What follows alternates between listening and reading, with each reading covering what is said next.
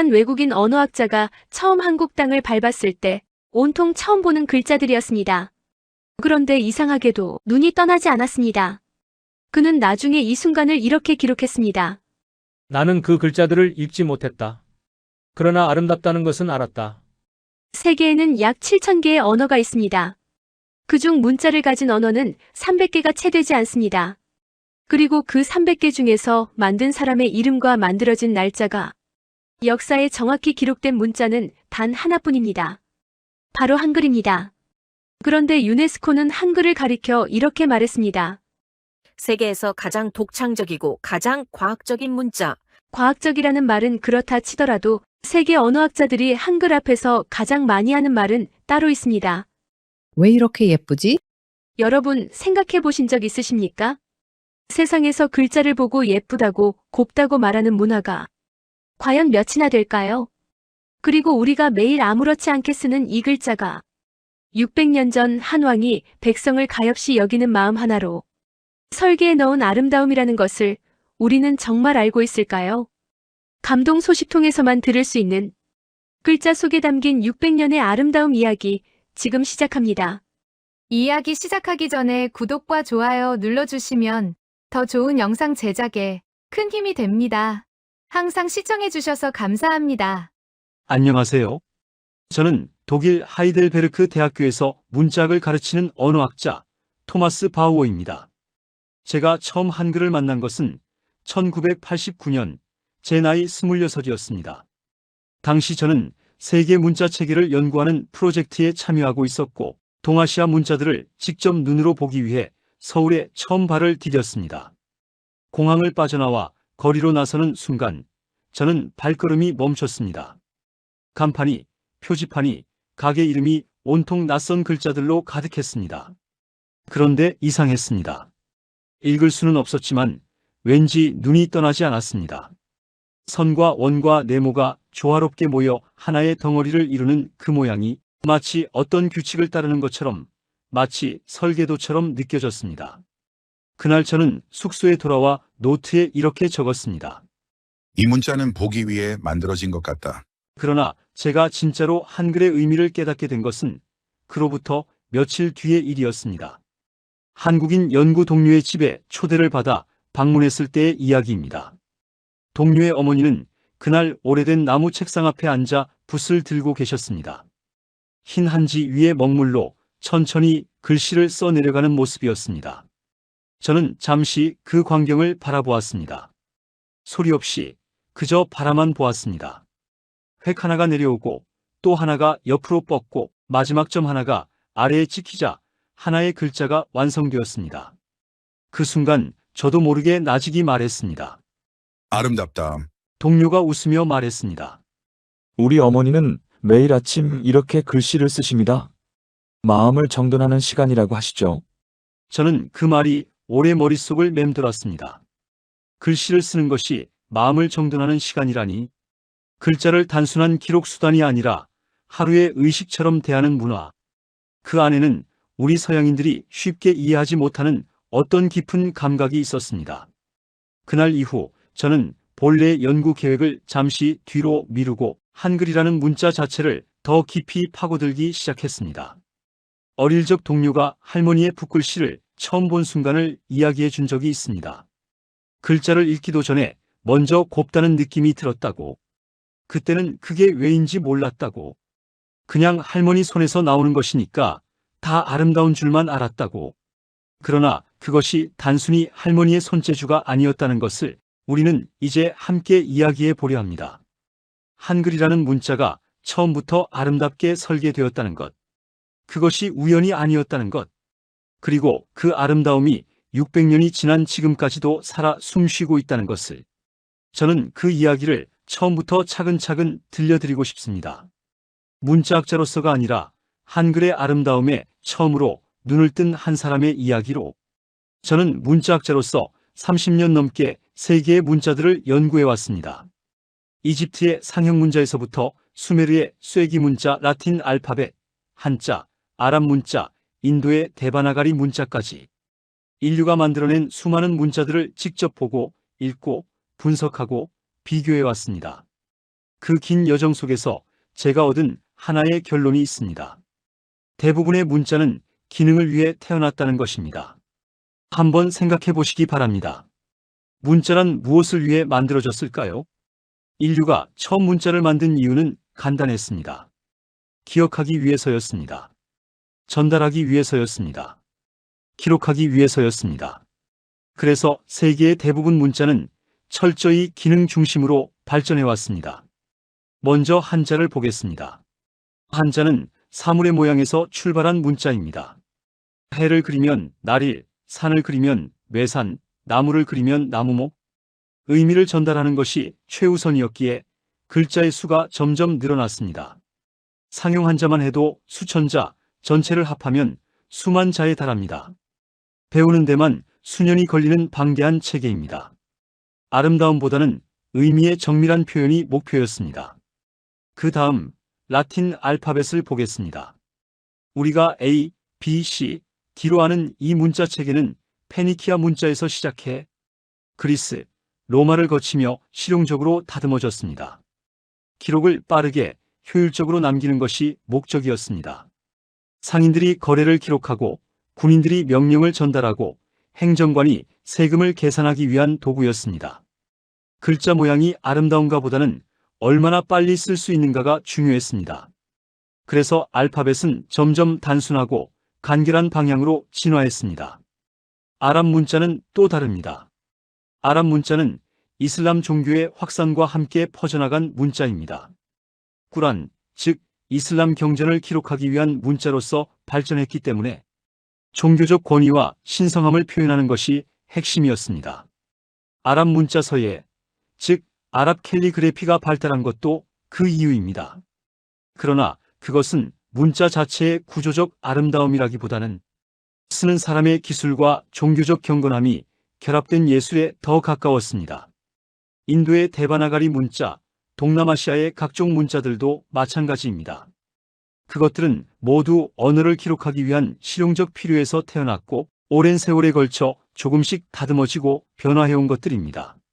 설계자가 있었던 것이 아니라 사용자들이 오랜 세월 조금씩 만들어낸 문자들이었습니다. 그래서 언어학자들은 이렇게 말합니다. 세계 대부분의 문자는 발명된 것이 아니라 진화한 것이다. 시간이 흐르면서 사람들의 입에서, 손끝에서, 생활 속에서 자연스럽게 형태가 굳어진 것이지 어떤 한 사람이 앉아서 처음부터 끝까지 설계한 문자는 인류 역사상 극히 드뭅니다. 그 드문 예외 중 하나가 한글입니다. 그러나 한글이 특별한 이유는 단순히 설계된 문자라는 점 때문만이 아닙니다. 세계에는 설계된 문자들이 더 있습니다. 몽골의 파스파 문자처럼요. 하지만 그 문자들 대부분은 기능을 위해 설계되었고 결국 역사의 뒤안길로 사라졌습니다. 한글이 오늘날까지 살아남은 것은, 그리고 세계 언어학자들이 감탄하는 것은 이 문자가 기능을 넘어서 처음부터 형태의 균형과 아름다움을 함께 고려했기 때문입니다. 저는 한글을 처음 공부하기 시작하면서 이 사실을 알았을 때 놀라움을 감출 수 없었습니다. 문자의 역사를 공부한 사람으로서 이것이 얼마나 예외적인 일인지 누구보다 잘 알았기 때문입니다. 세상의 문자들이 기능을 쫓아 달려가는 동안 한글은 처음부터 다른 길을 걷고 있었습니다. 그 길이 어디서 시작되었는지 이제 함께 들어가 보겠습니다. 1443년 조선의 네 번째 왕 세종대왕은 신하들의 반대를 무릅쓰고 전례 없는 작업을 시작합니다. 새로운 문자를 만드는 일이었습니다. 그런데 우리가 주목해야 할 것은 단순히 새 문자를 만들었다는 사실이 아닙니다. 어떻게 만들었는가, 그 원리가 얼마나 깊고 정교한가입니다. 세종대왕과 집현전 학자들은 한글을 설계하면서 두 가지 근본 원칙을 세웠습니다. 하나는 소리를 정확히 담아낼 것, 또 하나는 그 형태가 논리적이고 균형 잡힌 구조를 가질 것. 이 두 번째 원칙이 바로 오늘 우리가 이야기하는 핵심입니다. 먼저 자음을 살펴보겠습니다. 한글의 자음은 소리를 낼 때 우리 입 안에서 일어나는 일을 그대로 본뜬 것입니다. 기억을 발음해 보세요. 혀의 뒷부분이 목구멍 쪽으로 올라붙습니다. 기억의 모양은 바로 그 순간의 혀 모양을 추상화한 것입니다. 니은을 발음할 때는 혀끝이 입천장 앞쪽에 닿습니다. 니은의 꺾인 선은 그 혀의 위치를 나타냅니다. 미음은 입술을 닿는 모양, 시옷은 이 사이로 바람이 새어나가는 모양, 이응은 목구멍이 열린 원형 모양. 세상에 이런 문자가 또 있을까요? 발음기관의 형태를 문자의 형태로 가져온 것은 인류 역사상 한글이 유일합니다. 글자를 보면 그 소리의 원리를 알 수 있게 설계된 것입니다. 저는 이것을 처음 배웠을 때 한동안 할 말을 잃었습니다. 문자학을 전공한 저도 그런 발상을 해본 적이 없었기 때문입니다. 그런데 이것이 단지 기능적 탁월함에 머물지 않습니다. 발음기관의 움직임을 추상화한 그 형태들이 결과적으로 매우 단순하고 균형 잡힌 선들로 구성되었습니다. 직선과 곡선, 수평과 수직, 점과 획. 한글 자음의 기본 형태는 5가지로 압축되고 나머지는 그 5에서 획을 더하는 방식으로 만들어집니다. 기역의 획을 더하면 키읔, 디귿의 획을 더하면 티읕, 비읍의 획을 더하면 피읍. 체계가 이렇게 정연하고 명쾌한 문자는 세계 어디에도 없습니다. 이번엔 모음을 보겠습니다. 한글의 모음은 철학에서 출발합니다. 하늘을 상징하는 점 하나, 땅을 상징하는 가로 선 하나, 사람을 상징하는 세로 선 하나. 이 3가지 기본 요소를 조합해 모든 모음을 만들어냈습니다. 천지인, 즉 하늘과 땅과 사람. 동양 철학의 핵심 세계관이 문자의 형태 속에 그대로 녹아든 것입니다. 아는 세로 선에 점이 오른쪽으로 붙은 것, 어는 왼쪽으로 붙은 것, 오는 가로 선 위에 점이 올라간 것, 우는 아래로 내려간 것. 이 4가지 방향성은 모두 의미를 가지며 그 배치는 완벽한 대칭 구조를 이룹니다. 저는 처음에 이것이 그저 우연이거나 후대의 해석이라고 생각했습니다. 그러나 세종대왕이 직접 저술한 훈민정음 해례본을 읽고 나서 생각이 바뀌었습니다. 그 책에는 이미 모음의 설계 원리가 천지인 철학과 함께 명확하게 기술되어 있었습니다. 600년 전에 쓰인 그 책은 지금 읽어도 놀라울 만큼 정밀하고 체계적인 언어학 논문이었습니다. 그리고 이 모든 것이 하나로 합쳐질 때 한글의 진짜 아름다움이 나타납니다.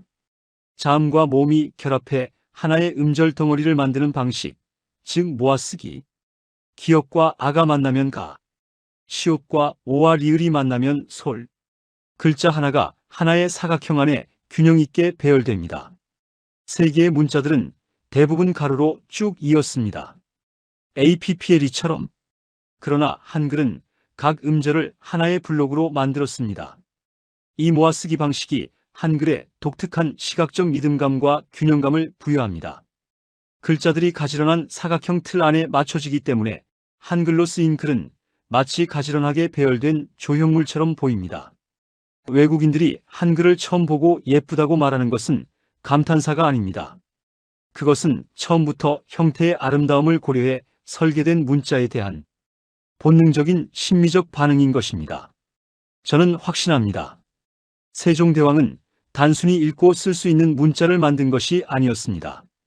그는 쓸수록, 볼수록, 배울수록 아름다운 문자를 설계했습니다.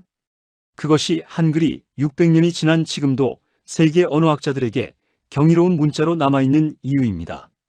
문자가 아름답게 설계되었다는 것은 그 문자를 손으로 쓰는 행위 역시 아름다워질 수 있다는 것을 의미합니다.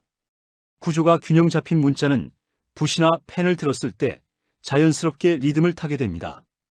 획이 시작되고 멈추고 꺾이고 흘러가는 그 과정 하나하나가 문자의 구조와 어우러지며 하나의 움직임이 됩니다. 바로 그 이유로 한글이 만들어지고 얼마 지나지 않아 한국에는 독자적인 서예 문화가 꽃피기 시작했습니다. 저는 처음 한국 서예 작품들을 접했을 때 솔직히 조금 놀랐습니다. 동아시아 서예라 하면 흔히 한자 서예를 떠올리는 것이 보통입니다. 중국의 해서, 행서, 초서, 일본의 가나 서예. 이것들은 이미 세계적으로 잘 알려진 예술 형식입니다. 그런데 한국에는 한글만의 고유한 서예 전통이 따로 존재했던 것입니다. 그것도 단순히 글씨를 예쁘게 쓰는 수준이 아니라 각기 다른 미학을 가진 독립적인 서체들로 발전해 있었습니다. 그중 가장 먼저 이야기해야 할 것은 궁체입니다. 궁체는 조선 왕실의 궁궐 안에서 발전한 서체입니다. 궁녀들이 왕과 왕비의 서한, 왕실 문서를 작성하기 위해 연마한 글씨체였습니다. 직선과 곡선이 절묘하게 조화를 이루며 전체적으로 단정하고 우아한 인상을 줍니다. 한자 한자가 마치 정성스럽게 다듬어진 것처럼 반듯하면서도 유려합니다. 왕실 여성들이 써내려간 궁체 편지들을 보면 그것이 단순한 글씨가 아니라 하나의 예절이고 품격이었음을 알 수 있습니다. 받는 사람에 대한 존중을 글씨의 형태로 표현한 것이었습니다. 다음은 판본체입니다. 판본체는 책을 출판할 때 목판에 새기던 서체에서 발전한 것입니다. 획이 굵고 단호하며 각 글자의 구조가 명확하게 드러납니다. 힘이 넘치고 당당한 느낌을 주는 서체로 궁체의 우아함과는 또 다른 방향의 아름다움을 갖고 있습니다. 판본체로 쓰인 글을 보면 마치 건물의 주춧돌처럼 안정감과 신뢰감이 느껴집니다. 그리고 민간에서 발전한 다양한 붓글씨 전통이 있습니다. 궁궐 밖 서민들의 삶 속에서 자라난 글씨들입니다. 보다 자유롭고 개성 있고 감정이 직접적으로 담긴 글씨들.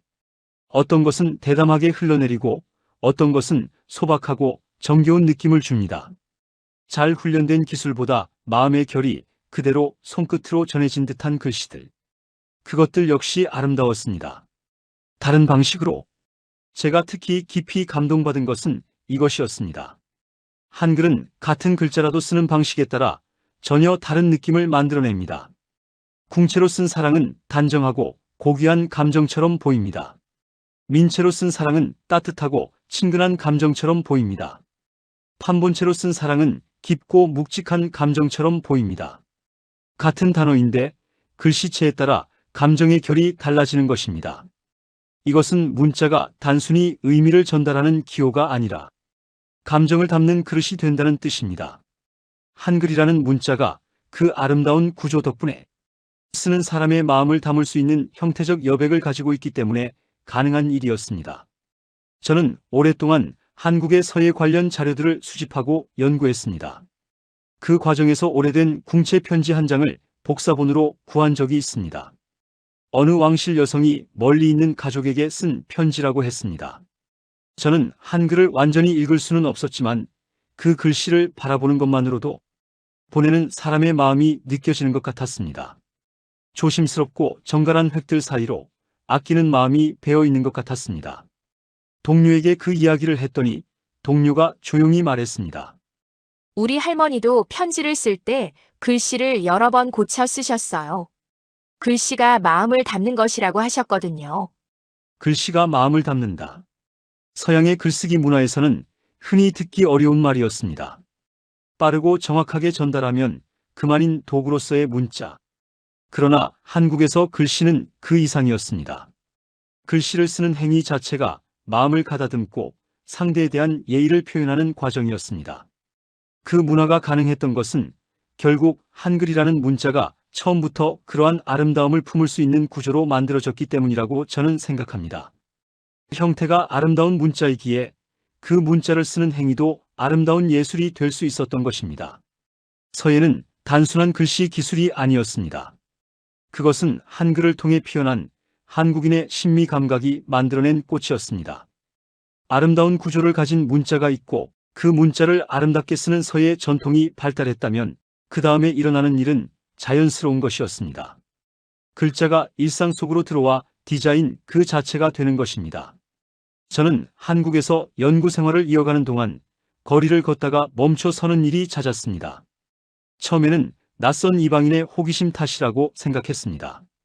그런데 어느 순간 깨달았습니다. 제가 발걸음을 멈추는 곳에는 언제나 한글이 있었다는 것을. 특히 오래된 거리, 전통시장, 고가옥이 남아있는 골목길을 걸을 때면 어딘가에 반드시 손으로 쓴 한글 간판이나 현판이 걸려 있었습니다. 그 글씨들은 단순히 상호를 알리기 위한 표지판이 아니었습니다. 글씨 자체가 하나의 얼굴이었습니다. 가게 주인의 성격이 글씨에 담겨 있었습니다. 단단하고 굵은 회계 간판에서는 오랜 세월 자리를 지켜온 묵직한 신뢰감이 느껴졌고 부드럽고 흘러가는 회계 간판에서는 따뜻하고 정다운 분위기가 풍겼습니다. 글자를 읽지 않아도 그 가게가 어떤 곳인지 느낌으로 전해지는 것 같았습니다. 그것이 바로 한글이 디자인이 된 순간이었습니다. 조선시대로 거슬러 올라가면 이 현상은 더욱 뚜렷하게 나타납니다. 당시 책의 제목은 단순히 내용을 알리는 정보가 아니었습니다. 제목을 어떤 서체로, 어떤 크기로, 어떤 배치로 쓰느냐에 따라 그 책이 어떤 품격을 가졌는지가 결정되었습니다. 마치 오늘날 출판사가 표지 디자인에 공을 들이듯 조선의 장인들은 책 제목 글씨 하나에 깊은 공을 들였습니다. 궁중 문서는 더욱 엄격했습니다. 왕에게 올리는 상소문, 왕이 내리는 교지, 왕실의 행사를 기록한 의궤. 이 문서들은 내용의 정확성과 함께 글씨의 단정함과 품위가 같은 비중으로 요구되었습니다. 글씨가 흐트러진 문서는 내용이 아무리 옳아도 격식에 어긋난 것으로 여겨졌습니다. 글씨를 통해 예의를 표현하고 글씨를 통해 신뢰를 전달하는 문화였습니다. 편지 문화도 마찬가지였습니다. 조선시대의 한글 편지, 특히 왕실과 양반가에서 주고받은 내간들을 보면 그 글씨의 섬세함이 읽는 사람의 마음을 먼저 움직입니다. 내용을 읽기 전에 먼저 글씨에서 보내는 사람의 마음이 전해집니다. 한 획 한 획을 정성스럽게 눌러 쓴 그 흔적들이 수백 년의 시간을 건너 지금도 생생한 감동으로 다가옵니다. 저는 국립중앙박물관에서 조선시대의 한글 내간 원본을 가까이서 본 적이 있습니다.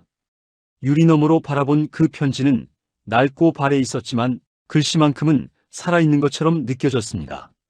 누군가의 손끝에서 태어난 그 획들이 지금까지 살아남아 수백 년 뒤에 이방인에게까지 아름다움을 전하고 있었습니다. 저는 그 앞에서 한참을 서 있었습니다. 그냥 바라보았습니다. 한글이 디자인이 되었다는 것은 단순히 미적 감각의 문제가 아닙니다. 그것은 한국인들이 글자를 대하는 태도가 근본적으로 달랐다는 것을 보여줍니다. 글자를 쓰는 것이 정보를 남기는 행위에 머물지 않았습니다. 그것은 아름다움을 창조하는 행위이기도 했습니다. 그래서 전통 한옥의 현판이 건물의 인상을 완성하고 오래된 약방이나 서당의 간판이 그 공간의 성격을 규정하고 왕실의 문서가 단지 기록이 아니라 시각적 예술로서 보존되어 온 것입니다. 이 모든 것의 출발점은 하나입니다. 처음부터 아름답게 설계된 문자, 한글. 그 문자가 있었기에 일상이 디자인이 될 수 있었고 글씨가 예술이 될 수 있었으며 글자를 쓰는 행위 자체가 하나의 문화가 될 수 있었던 것입니다. 서양의 문자 문화에서 캘리그래피는 전문 예술가의 영역입니다. 그러나 한국에서는 오랫동안 글씨를 아름답게 쓰는 것이 평범한 사람들의 일상적인 교양으로 자리 잡아 있었습니다. 그 차이가 어디서 왔는지 저는 이제 분명히 알고 있습니다. 문자 자체가 아름다웠기 때문입니다. 언어를 연구하는 사람으로서 저는 어떤 문화의 감수성을 이해하고 싶을 때 그 문화가 사용하는 어휘에서 실마리를 찾곤 합니다. 어떤 나라 사람들이 어떤 단어를 자주 쓰는지, 어떤 대상에 대해 얼마나 세밀하게 표현하는지 그것을 보면 그 민족이 무엇을 소중히 여기는지 알 수 있습니다. 저는 한국에서 지내는 동안 흥미로운 표현을 하나 발견했습니다. 바로 글씨가 곱다는 말이었습니다. 처음 이 표현을 들었을 때 저는 그것을 단순한 칭찬으로 받아들였습니다. 글씨가 예쁘다는 말과 같은 것이려니 했습니다. 그런데 한국어를 더 깊이 공부하면서 알게 되었습니다. 곱다는 말은 예쁘다와 다르다는 것을. 예쁘다는 외형적인 아름다움에 가깝습니다. 눈에 보기 좋다는 감각적 반응입니다. 그러나 곱다는 다릅니다. 한국어에서 곱다는 겉모습의 아름다움뿐 아니라 속에서 우러나오는 결과, 품격을 아울러 담은 말입니다. 곱게 자란 아이, 곱게 늙은 얼굴, 고운 마음씨. 이 표현들에서 볼 수 있듯이 곱다는 외형과 내면이 함께 아름다운 상태를 말합니다. 그런데 한국인들은 글씨를 두고 곱다고 말합니다. 글씨의 외형과 내면이 함께 담겨 있다고 느끼는 것입니다. 획의 모양뿐 아니라 그 글씨를 쓴 사람의 마음결, 품격, 정성까지를 함께 보는 것입니다.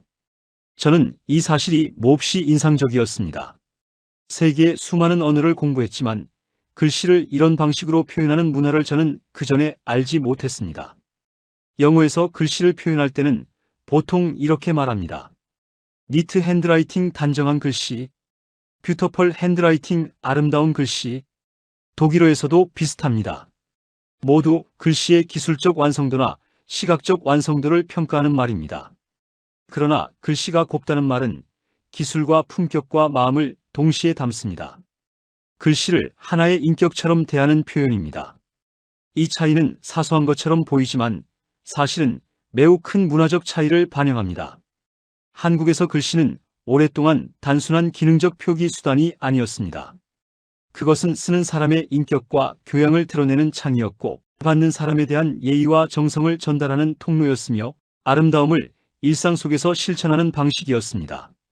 조선시대에는 글씨를 잘 쓰는 능력, 즉 서예가 중요한 교양의 하나로 여겨졌습니다.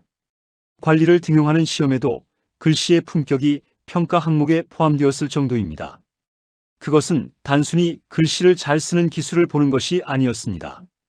그 사람이 얼마나 마음을 가다듬어 사는 사람인지, 얼마나 정성과 인내와 자기 수양을 쌓은 사람인지를 글씨를 통해 읽어내려 한 것이었습니다. 저는 이것을 알게 되었을 때, 비로소 제가 처음 한국에 왔을 때 동료의 어머니 앞에서 느꼈던 감동의 정체를 이해할 수 있었습니다. 그분이 쓰시던 것은 단순한 글씨가 아니었습니다. 매일 아침 붓을 들어 마음을 가다듬고 획 하나에 하루의 다짐을 담고 그 고요한 행위를 통해 스스로를 정돈하는 것이었습니다. 그것은 동양의 어떤 깊은 수련의 전통과 맞닿아 있는 것이었고 한글이라는 아름다운 문자가 그 수련의 매개가 되고 있었던 것입니다. 글씨가 곱다는 말 한마디 안에 이 모든 것이 담겨 있습니다. 글자를 미적 대상으로 바라보고 글씨를 인격의 표현으로 여기고 아름다운 글씨를 쓰는 행위를 삶의 품격과 연결지었던 문화. 그 문화를 가능하게 한 것이 바로 한글의 아름다운 구조였다는 것을 저는 이제 확신합니다. 세상에 어떤 민족이 글자를 보고 곱다고 말합니까? 그 한마디를 일상에서 자연스럽게 쓸 수 있다는 것이 이미 한국인과 한글 사이의 관계가 얼마나 특별한지를 말해주고 있습니다. 세계의 많은 전통 문화들이 근대화와 함께 희미해졌습니다. 빠른 것이 좋은 것이 되고 편한 것이 옳은 것이 되는 시대, 손으로 붓을 들어 천천히 글씨를 쓰는 행위는 효율의 논리 앞에서 설 자리를 잃어가는 것처럼 보였습니다. 그러나 한국에서 일어난 일은 달랐습니다. 저는 2000년대 초반에 다시 한국을 방문했을 때 예상치 못한 광경을 목격했습니다. 서울 도심의 작은 공방에서 젊은 사람들이 붓을 들고 있었습니다. 20살 남짓한 청년이 흰 화선지 앞에 앉아 진지한 표정으로 한글 글씨를 연습하고 있었습니다. 전통 서예를 배우는 것이 아니었습니다. 캘리그래피라는 이름으로 한글의 아름다움을 새롭게 발견하고 표현하고 있었습니다. 한국의 캘리그래피 열풍은 단순한 유행이 아니었습니다. 그것은 오랫동안 이어져 온 한글의 미적 전통이 새로운 세대와 새로운 방식으로 만나는 사건이었습니다. 캘리그래피로 쓰인 한글은 책 표지에 올라가고 영화 포스터를 장식하고 카페 벽면에 그려지고 각종 상품 패키지에 얼굴이 되었습니다. 한글 글씨가 다시 한번 일상의 디자인으로 돌아온 것입니다. 이것이 가능했던 것은 한글이 캘리그래피에 특히 적합한 구조를 가졌기 때문입니다. 앞에서 말씀드렸듯 한글은 자음과 모음이 결합해 하나의 덩어리를 이루는 모아쓰기 방식을 씁니다. 이 구조는 글씨의 시각적 리듬감과 변화의 폭을 동시에 줍니다. 같은 글자라도 어떻게 획을 늘리고 줄이느냐에 따라 전혀 다른 느낌이 만들어지고 그 변화의 가능성이 캘리그래퍼들에게 무한한 표현의 여지를 제공하는 것입니다. 한글 디자인의 영역에서도 놀라운 일들이 일어나고 있습니다. 세계 유수의 디자인 학교에서 한글을 주제로 한 타이포그래피 연구가 이루어지고 있으며 한글 서체 개발은 그 자체가 하나의 전문 예술 분야로 자리 잡았습니다. 한국의 서체 디자이너들은 전통 서예의 미학을 디지털 환경에 맞게 재해석하며 시대를 관통하는 새로운 한글 서체들을 만들어내고 있습니다. 저는 한 한국인 타이포그래피 디자이너의 작업 과정을 가까이서 지켜본 적이 있습니다. 그가 새 한글 서체를 만들 때 단순히 디지털 좌표를 조정하는 기술 작업에 머물지 않았습니다.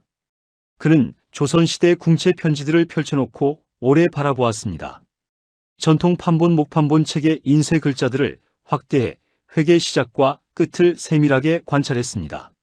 수백 년 전 장인들의 손끝에 담겼던 감각을 21세기의 화소 단위로 옮기려는 것이었습니다. 그의 작업실 책상 위에는 낡은 서예 교본과 최신 디자인 소프트웨어가 나란히 놓여 있었습니다. 그것을 보면서 저는 생각했습니다. 한글의 전통은 과거에 박제된 유산이 아니라 지금 이 순간에도 살아 움직이는 흐름이라는 것을. 전통 서예의 세계에서도 마찬가지입니다. 한국의 전통 서예는 지금도 수많은 사람들이 배우고 수련하는 살아있는 예술입니다. 붓을 들고 먹을 갈아 화선지 위에 한글을 쓰는 그 고요한 시간은 빠르게 돌아가는 현대 사회 안에서 오히려 더 깊은 의미를 갖게 되었습니다. 마음을 가다듬고 몸을 바로 세우고 호흡을 고르며 한 획을 내려걷는 그 행위가 현대인들에게 명상과 수양의 시간이 되고 있는 것입니다. 세계 디자이너들 사이에서 한글은 이미 가장 아름다운 문자 중 하나로 손꼽힙니다. 이것은 한국인들만의 자부심이 아닙니다. 외부의 눈으로 한글을 바라보는 세계인들이 내리는 평가입니다. 저 역시 그 외부의 눈을 가진 사람으로서 말씀드릴 수 있습니다. 한글은 보면 볼수록, 알면 알수록 아름다운 문자입니다. 처음 서울거리에서 한글 간판들을 바라보며 발걸음을 멈추던 그 청년 언어학자는 이제 백발이 다 된 노학자가 되었습니다. 그러나 한글 앞에서 느끼는 경이로움은 처음 그날과 조금도 다르지 않습니다. 아니, 알면 알수록 더 깊어졌다고 해야 옳겠습니다. 전통은 지키는 것이 아니라 이어가는 것이라고 합니다. 한글은 지금 이 순간에도 붓끝과 화소 사이에서 종이 위와 스크린 위에서 수백 년의 아름다움을 새로운 방식으로 이어가고 있습니다. 저는 30년이 넘는 세월 동안 세계의 문자들을 연구하며 수없이 많은 문자들의 탄생과 역사를 공부해왔습니다. 그 긴 여정 끝에 저는 하나의 질문 앞에 자주 멈춰 서게 됩니다.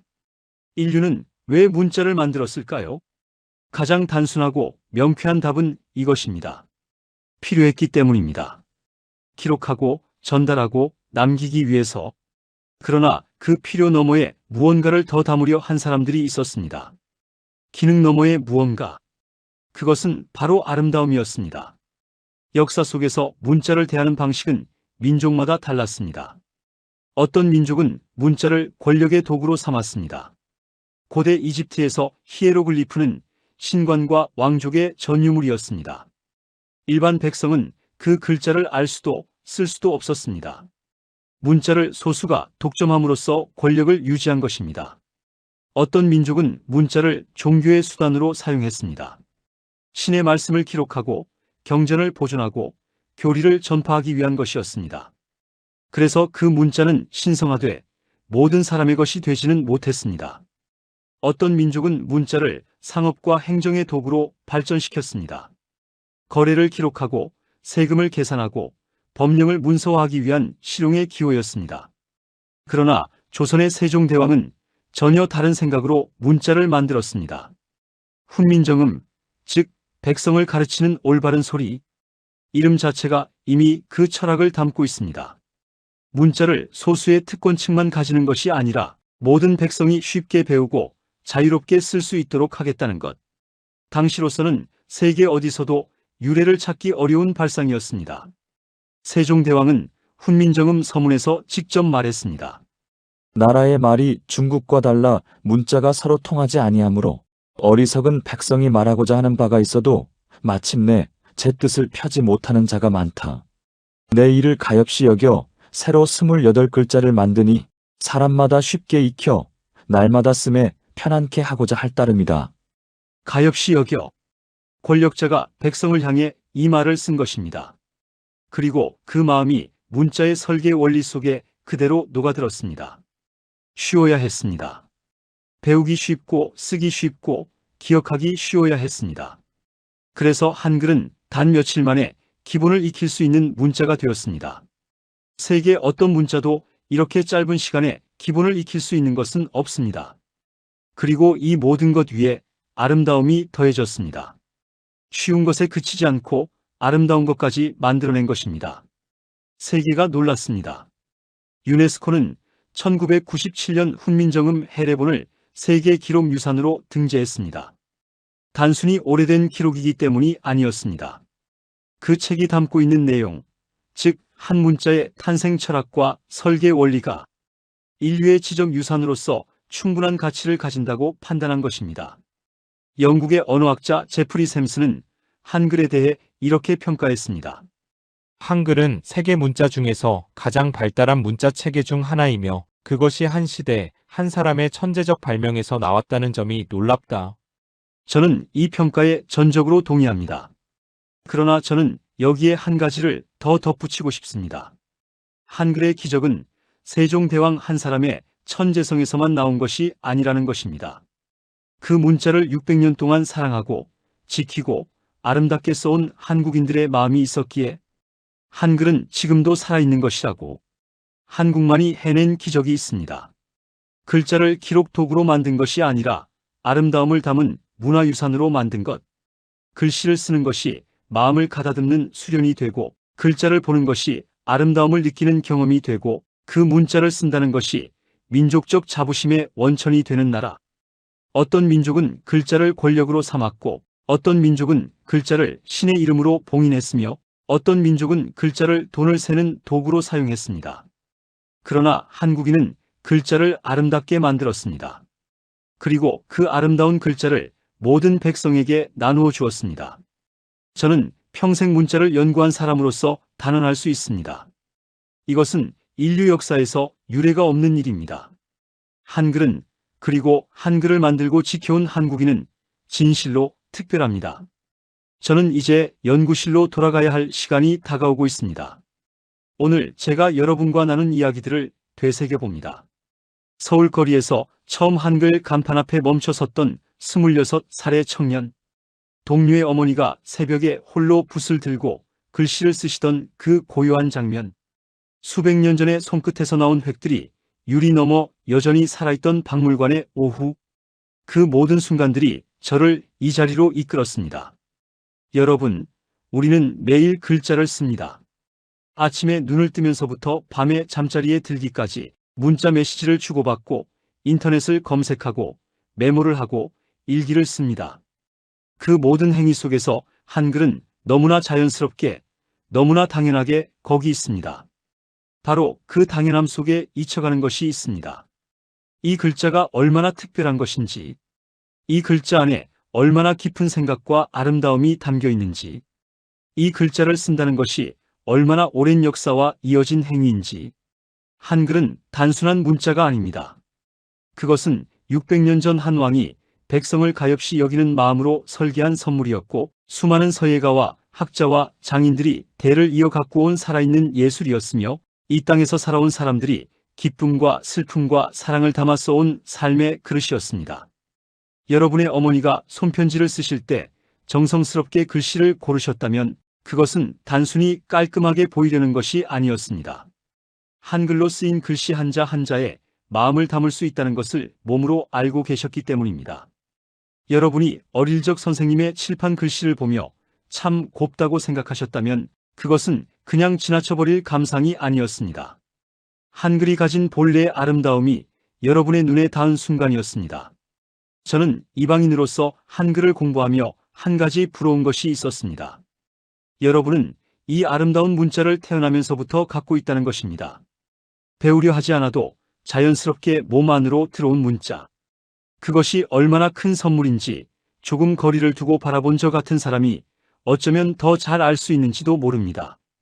오늘 이 이야기를 들으신 여러분께 한 가지 부탁이 있습니다. 오늘 하루 한 번만 한글 글씨를 찬찬히 바라봐 주세요. 스마트폰 화면이든 신문이든 노트에 적은 메모든 아주 잠깐 읽으려 하지 말고 그냥 바라봐 주세요. 직선과 곡선이 균형 잡힌 한 덩어리를 이루는 그 모양을, 600년의 시간이 담긴 그 작은 조형물들을 아마 여러분 마음속에서 오래전에 느꼈다가 잊혀진 어떤 감각이 다시 깨어날 것입니다. 할머니의 붓글씨 앞에서 느꼈던 그 감각, 선생님의 단정한 칠판 글씨 앞에서 느꼈던 그 감각, 글씨가 참 곱다는 말이 입술에 떠오르던 그 순간, 그것이 한글이 여러분에게 오늘도 전하는 인사입니다. 저는 앞으로도 계속 한글을 연구할 것입니다. 나이가 들수록 더 깊어지는 이 경이로움을 안고 이 문자가 품은 아름다움을 세계에 알리는 일을 이어갈 것입니다.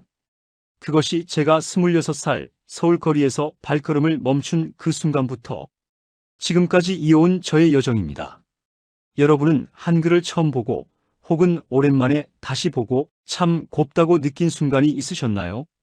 그 기억이 있으시다면 오늘 댓글로 들려주세요. 작은 기억 하나가, 이 아름다운 문자가 오늘도 우리를 이어주고 있다는 증거가 될 것입니다. 그 글자가 오늘도 여러분과 함께 있습니다.